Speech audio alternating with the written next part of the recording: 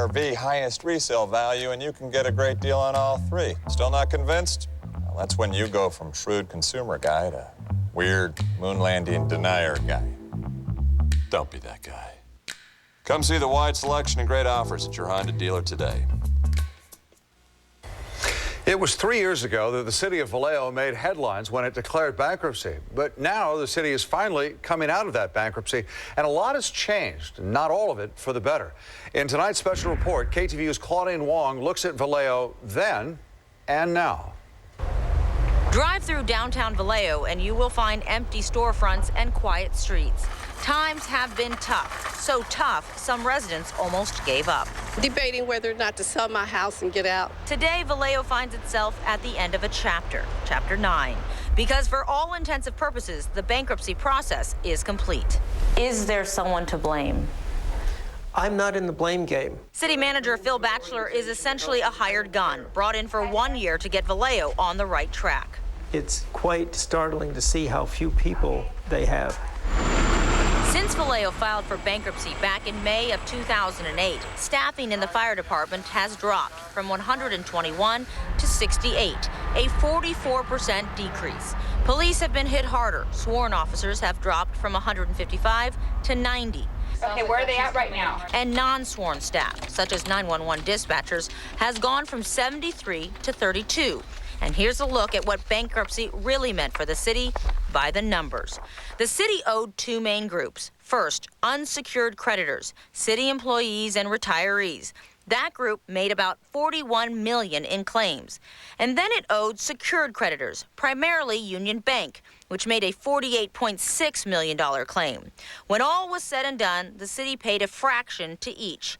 $6 million to current and retired city workers, and $25.8 million to Union Bank. So, out of $85.6 in claims, the city paid $31.8 and saved a little more than $57 million. But don't forget, getting all that done cost about $11.6 million more in lawyer fees.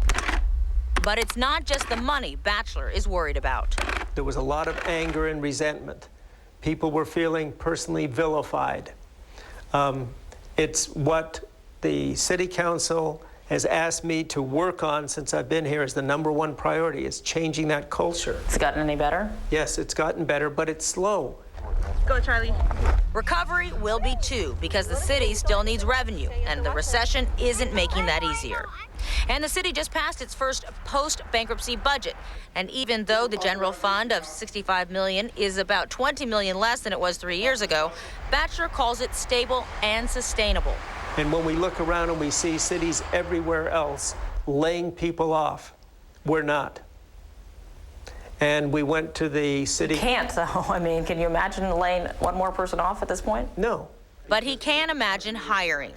This station closed its doors in the summer of 2010, but now the city says it has enough money to reopen it. And right now, the city of Vallejo is hiring. The city had to get creative, using grant money for 5 of the 9 new firefighters.